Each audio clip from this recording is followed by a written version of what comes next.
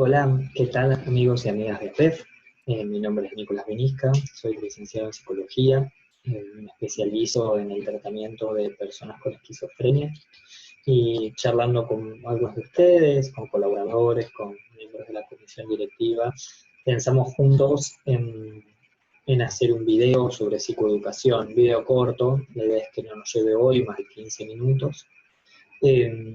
Con muchos de ustedes ya nos conocemos, hemos hablado, hemos trabajado juntos, hemos generado investigaciones juntos, nos hemos visto, ¿no?, en algún almuerzo de fin de año, creo que ya tenemos un vínculo, y entonces por eso me parece que está bueno que podamos tener un espacio para dialogar o para conversar. En este caso, lo primero que voy a hacer es dejarles un video corto.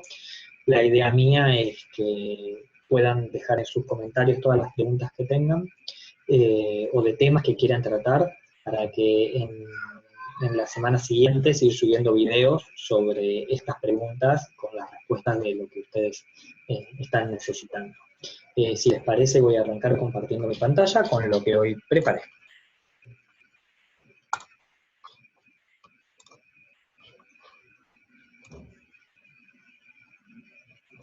Bien, le puse de nombre una charla virtual. Lamentablemente no es una charla porque no puedo contar todavía con el diálogo de ustedes, pero ojalá en un futuro lo podamos hacer así, podamos hablar juntos en esto. Lo primero que planteo para enmarcar la charla de hoy es hablar un poco del origen de la esquizofrenia. Hoy consideramos la esquizofrenia una enfermedad del neurodesarrollo. Se lo piensa como una enfermedad del neurodesarrollo alterado, en la que participan factores genéticos, ambientales, que vamos a pensar como ambientales el embarazo y el parto, y psicosociales. La realidad es que hoy ya sabemos que el origen de la esquizofrenia, más allá de todas las teorías psicológicas y psiquiátricas que siempre intentaron dar esta respuesta, tiene que ver con un neurodesarrollo alterado de interjuego entre esto, ¿no? Entre lo genético, lo perinatal, que vamos a decir embarazo y parto, y lo psicosocial. Es una combinación entonces entre varios genes que actúan junto a estos factores durante todo el desarrollo del sistema nervioso central. Por eso es importante decir que la mayoría de los usuarios manifiesta la enfermedad entre los 15 y los 25 años de edad. No obstante, la manifiesta en ese momento. La realidad es que muchos pensamos que la enfermedad existía desde antes de que la enfermedad se muestre. La fase activa, o sea, cuando los síntomas se muestran en su conjunto, se llama brote, ya que comienza a crecer cada vez más y se muestra luego en su plenitud, como sucede muchas veces en la naturaleza con los vegetales, ¿sí? Empieza a crecer de poquito y de repente, ¡pum!, uno lo ve. Bueno, por eso se llama brote, porque se piensa que va creciendo de manera silente, de a poquito se empieza a mostrar y de repente brota y uno ve todos los síntomas en su esplendor. Existe una etapa previa que se llama pródromo, que a veces dura muy poco tiempo, a veces es un espacio de 2 semanas, y a veces son años que la persona se fue enrareciendo, fue empezando a presentar un síntoma u otro, y después la enfermedad se muestra. Me quiero centrar un poco en el pródromo para hablar de los síntomas, porque tenemos una suerte que en este momento de aislamiento social obligatorio por el tema del COVID-19, la realidad es que los usuarios, sobre todo con la mayoría de los que he hablado y otros colegas que también tratan a otros usuarios, están muy bien. La mayoría está muy bien. De hecho, en el grupo de APEF, muchos son usuarios y ellos también notan que el aislamiento no les afecta tanto como a otros. No obstante, me pareció importante hablar un poco de los síntomas positivos y negativos para tanto los familiares como cuidadores principales como los usuarios puedan detectar si hay algún síntoma de los que ya ha tenido que empezó a crecer. Porque si empieza a crecer, hay que tomar medidas, quizás a nivel de farmacología, o sea, a nivel de medicación o a nivel psicoterapéutico, pero hay que tomar medidas. Entonces creo que nada mejor para la psicoeducación que conocer nuevamente el tema de los síntomas para que en caso de ser necesario poder tomar las medidas lo más rápido posible, porque cuanto antes se tomen, mejor va a ser el resultado. No obstante, insisto con esto, con todos los usuarios que he hablado y con las familias también, en la mayoría los usuarios lo vienen tolerando muy, muy bien este aislamiento y eso es una excelente noticia. Crowe es un psiquiatra inglés que dividió los síntomas en positivos y negativos. Estos síntomas fueron divididos de esta manera, de acuerdo a si son funciones normales que se ven anormalmente aumentadas, los positivos, o si son funciones normales que se ven anormalmente disminuidas, como son los negativos. El principal síntoma positivo, probablemente y más frecuente, son los delirios. Entiéndase como delirio un pensamiento, ¿sí? Una patología del pensamiento que es de manera irreductible, o sea que no acepta dudas. Digo, creo que esto ustedes ya conocen, son pensamientos que se empiezan a generar y se empiezan a hilvanar, se empiezan a asociar en distintas esferas de la realidad y que estas esferas cada vez se va volviendo más complejo y más rígido, como que la persona no acepta ningún tipo de duda al respecto. El más frecuente es el delirio paranoide, ¿sí? Es el delirio persecutorio, donde se empieza a hilar distintas partes de la realidad y la persona siente que lo están persiguiendo. Otro tipo de delirio ya no tan frecuente es el delirio erotomaníaco, donde la persona piensa que hay alguien a quien no conocen la realidad, pero que tiene un amorío, entonces muchas veces dicen que les hablan desde la televisión, mandándoles mensajes o señales de amor, pero la persona realmente no los conoce. Otro que también es frecuente es el celotípico, donde la persona siente unos celos irrefrenables, y el último, los delirios de grandeza o delirios megalomaníacos, donde la persona se siente como si fuera el Mesías. ¿Por qué hablo de delirios? Porque entiendo que muchos de sus familiares están bien compensados, o mismos los usuarios que ven este video, están bien compensados, pero si empezamos a ver o a notar que de repente esos pensamientos se volvieron como otra vez un poco raros, que otra vez la persona empezó como a tener estos pensamientos que lo invaden, lo inundan, y que por supuesto, y esto es lo más importante, no los puede inhibir voluntariamente. No es que la persona puede decir, no, bueno, no quiero pensar así, no lo puede frenar. Entonces, si no lo puede frenar, es momento de empezar a encender un poquito las alertas, las alarmas y quizás llamar al psiquiatra o a los profesionales tratantes de decir, mire, a mi familiar le está empezando otra vez a pasar esto, los pensamientos se volvieron raros una vez más. La mayoría de las descompensaciones en esquizofrenia, si se frenan en etapas tempranas, no llegan a descompensaciones completas, entonces es muy importante que cuanto antes lo tomemos, antes se frene. El segundo síntoma positivo por excelencia son las alucinaciones, que se lo consideran percepciones sin objeto, pero percepciones sin objeto que se dan dentro del propio cuerpo y que pueden afectar a cada sentido. Es patrimonio de la sensopercepción. El más frecuente son las auditivas, por ejemplo, voces que comentan entre sí. Y esto también es muy importante. Si notamos que nuestro familiar empezó a escuchar voces otra vez y como que se cuelga y está ahí con las voces sintiendo que le hablan y estas fueron en aumento, es un buen momento para consultar, porque la persona no puede elegir no escucharlas. Si está en el mismo nivel que estaba antes del aislamiento, bueno, también hay que entender que a veces muchos pacientes, muchos usuarios, tienen un nivel de sintomatología que ya no remite, que es así. Entonces, a veces los usuarios van a escuchar voces siempre o grandes periodos de tiempo, y esto no es necesariamente malo. Idealmente sería bueno que no escuchen de ninguna manera, pero a veces los usuarios quedan con un nivel basal de voces, al cual pueden de alguna manera continuar con su vida, pero las voces siguen ahí. Acá es importante que en este espacio, en este momento de aislamiento, empecemos a detectar si las voces empezaron a ir en aumento. Otro tipo de alucinaciones que son también un poco menos frecuentes son las gustativas o olfativas. La persona empieza a oler o a sentir gustos raros, entonces de repente empieza a decir que la comida se la cambiaron, que no recordaba así el gusto, que el gusto cambió. Sentir que le falta un órgano, que la sangre corre al revés, son las alucinaciones viscerales, también es un tipo de alucinación. Sentir que sus huesos se fracturan, son kinestésicas, o que los empujan, son senestésicas. Vuelvo a decir, Todos estos son síntomas muy frecuentes en esquizofrenia, son síntomas frecuentes que se dan durante el periodo de brote, como hablábamos antes, y lo esperable es que con farmacología remitan en gran medida. A veces no remiten por completo, no hay que asustarse con esto, pero lo esperable es que remitan en su gran mayoría. Y que ahora estemos atentos, así las personas empiezan a tener nuevamente síntomas que antes no tenían o que hace un tiempo no estaban teniendo. Crow decía, separó entonces en síntomas positivos y negativos. Los negativos son funciones normales que se ven anormalmente disminuidas.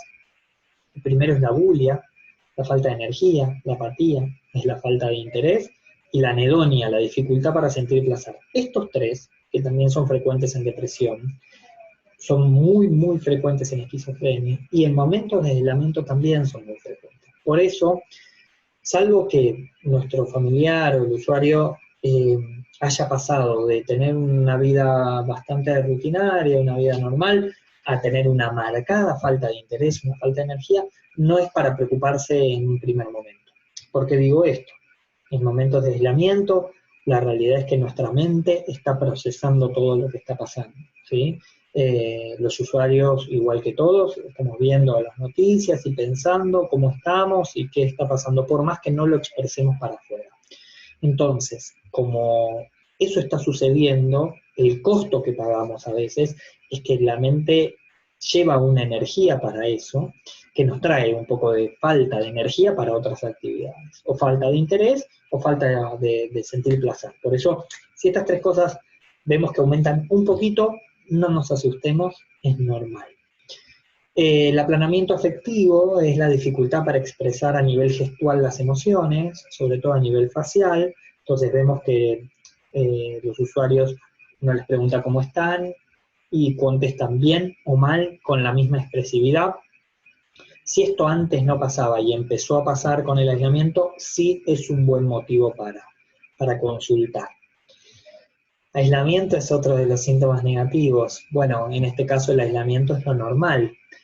Sobre esto quiero decir algo. Digo, muchos usuarios tienen como el aislamiento uno de los síntomas principales, con lo cual ahora es imposible evaluarlo y no es de preocuparse. Todo lo contrario. Creo que como ya muchos tenían síntomas de aislamiento propiamente dicho, es lo que ahora les permite estar más tranquilos porque ese síntoma sigue igual, solo que ahora estamos todos aislados.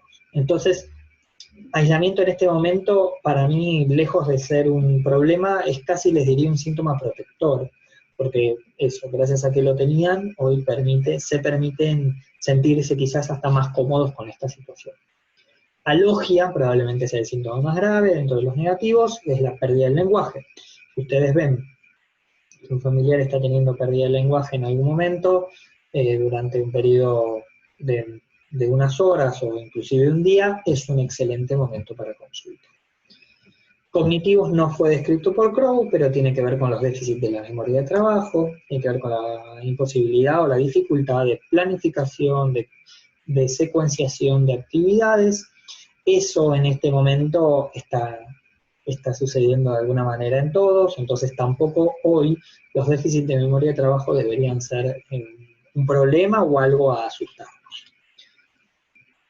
Bueno, hablando pocas palabras de esto, la esquizofrenia hoy se divide generalmente en 4 diagnósticos principales, de acuerdo a los manuales. Uno es el paranoide, probablemente muchos de los usuarios o de sus familiares deben tener este tipo de esquizofrenia, que prima por delirios paranoides. Otro, la catatónica, donde priman los síntomas negativos. El diagnóstico se suele hacer de acuerdo al tipo de brote que el usuario tuvo. Otro, desorganizada o hebefrénica, son los usuarios que a veces no tienen muchos síntomas ni positivos ni negativos, pero sobre todo están muy desorganizados en su vida diaria. Entonces uno ve que, por ejemplo, no sé, están varios días sin bañarse, varios días sin sacar la basura, varios días sin limpiar, como perdieron ciertos patrones de organización social. Y el cuarto tipo de esquizofrenia, lo que se llama esquizofrenia residual, son esos síntomas que no remitieron, son esos síntomas que la persona sigue sosteniendo por más que está haciendo todos los tratamientos. ¿Por qué doy estos diagnósticos? Porque me parece por ahí importante que sepamos dónde estamos parados, que sepamos cuál es el tipo de esquizofrenia que tiene nuestro familiar. Y esto es importante porque generalmente las personas que tienen un tipo de esquizofrenia no suelen tener otro. Entonces, si yo tengo un familiar que ha tenido esquizofrenia catatónica, lo que me tiene que asustar ahora es si pierde el lenguaje, si pierde la comunicación en expresividad facial. Raramente una persona con catatonía, aunque puede pasar, empiece con delirios. Entonces, yo voy a apuntar a estar más atento a esto. Sin embargo, si tengo un familiar que tiene un tipo de esquizofrenia paranoide, a lo que tengo que estar atento es si las voces se vuelven más, han crecido, se vuelven más cantidad o más punitivas, o bien si los delirios sobre todo, ¿no? Si los pensamientos se han vuelto otra vez como a enrarecer, a volverse más rígidos y asociarse entre otros. Bueno, un pantallazo sobre los tratamientos. La base de todo tratamiento de esquizofrenia son los tratamientos psicofarmacológicos. No hay tratamiento para esquizofrenia sin tratamiento psicofarmacológico. Lo digo, lo vuelvo a decir y lo vuelvo a repetir. Es muy importante que los familiares y que los usuarios hablen de esto, trabajen sobre esto, se entienda que los tratamientos psicofarmacológicos es lo más importante. Hoy, 2020, la esquizofrenia no tiene una cura determinada. Sin embargo, tiene tratamientos que suelen ser muy eficientes. Entonces, es muy importante que se entienda que la base del tratamiento para compensar a una persona que tiene esquizofrenia es el tratamiento psicofarmacológico. No es para asustarse que no tenga cura, digo, quizás el día de mañana sí lo tenga. Hay otras enfermedades en la vida que no tienen cura, por ejemplo la diabetes, y la gente vive perfectamente con diabetes, y vive perfectamente con diabetes tomando los recaudos que tiene que tomar y tomando la medicación que tiene que tomar. En ese punto creo que la esquizofrenia sería comparable. No tiene cura, pero se puede compensar muy bien, pero es muy importante el tratamiento farmacológico. En estos momentos de aislamiento y que los horarios suelen ser un poco complejos, quizás es importante que cada uno pueda tener una comunicación con su psiquiatra y decirle, bueno, cuáles son los mejores horarios para que su familiar tome la medicación, pero que no suspendan nunca la medicación. El segundo punto de un tratamiento esperable para esquizofrenia es la psicoeducación familiar, donde se trabaja en grupos como AP, con ayuda mutua, donde los familiares se organizan y dan herramientas y estrategias, donde se trabaja sobre conocimientos de la enfermedad, como lo que estamos haciendo ahora, hablar un poco de qué se trata la esquizofrenia, y donde se trabaja la expresividad emocional. Y es muy importante hablar de eso ahora. Yo estoy viendo muchas veces que en estos momentos los familiares están un poco más ansiosos que los usuarios. Y por eso vuelvo al concepto de Julian Leff sobre expresividad emocional. Hay que lograr que la expresividad emocional, esas cuestiones pasionales estén reducidas al mínimo. ¿Por qué? Porque los usuarios lo necesitan ambientes tranquilos. Creo que lo mejor para la expresividad emocional hoy es no exponernos todo el tiempo a noticias que nos cuenten cómo está el coronavirus ahora en el mundo. No, bajémoslo, ¿sí? El mínimo tiempo necesario por día. Eso creo que es una buena manera de bajar la expresividad emocional para los usuarios y para las familias también. Lo mismo con las familias. Si las familias están aburridas del encierro o sienten que no pueden salir o se sienten ansiosos, resuélvanlo entre ustedes, pero no inunden a los usuarios con estos pensamientos, porque los usuarios probablemente no están ni aburridos ni con mucha necesidad de salir. Entonces es preferible que lo resuelvan entre familiares, pero no le lleven al usuario este tipo de cuestiones. El concepto de expresividad emocional apunta a que las emociones se expresen de la manera más ordenada y lo más baja posible, porque tiene una explicación neuroquímica. El cerebro, para procesar las emociones, tiene que poder jerarquizarlas, y a veces eso en esquizofrenia está alterado. Entonces uno los inunda de emociones y ellos no saben cómo jerarquizar, que en realidad a veces lo que cuentan las noticias, bueno, no nos afecta tan directamente, no es tan así, o estamos tomando los recaudos necesarios. Por eso es muy importante esto, ¿no? Mantener un ambiente lo más calmo posible en el hogar, quedarnos en casa, por supuesto, quizás ver las noticias lo menos posible, hablar de que si uno toma los recaudos, la verdad es que las posibilidades de contagio son muy mínimas, que de hecho si uno se contagiara la enorme posibilidad es que uno lo pase casi sin síntomas, entonces apuntar a reforzar estos valores positivos y estar lo más tranquilo posible. Y sobre eso es el eje de psicoeducación familiar que incluye este video y lo que estamos haciendo. El último eje dentro del tratamiento de esquizofrenia tiene que ver con las psicoterapias de desarrollo psicosocial para la reinserción social de los usuarios, que también trabaja lo que es la adherencia al tratamiento, la conciencia de situación, o sea que se entiende de qué se trata la esquizofrenia y los conocimientos de la enfermedad.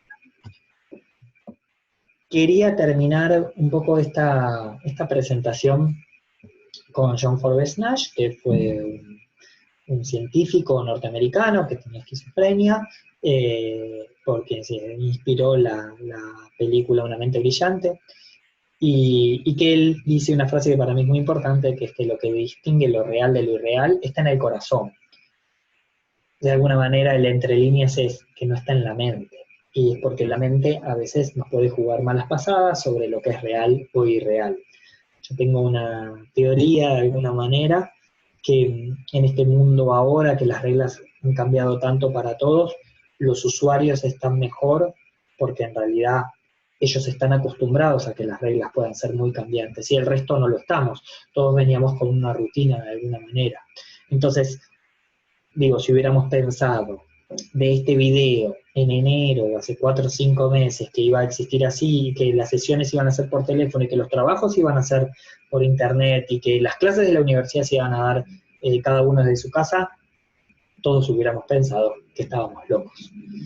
Y hoy no lo estamos, esta es nuestra realidad, aunque a veces parezca una locura. Entonces me gusta esta frase de Nash de que lo que distingue lo real de lo irreal está en el corazón. Y con esto no me quiero extender mucho más, pero sí decirles a quedarse en casa, a cuidar a los usuarios, a cuidarnos nosotros, a bajar la expresividad emocional, a estar lo menos estresados posibles.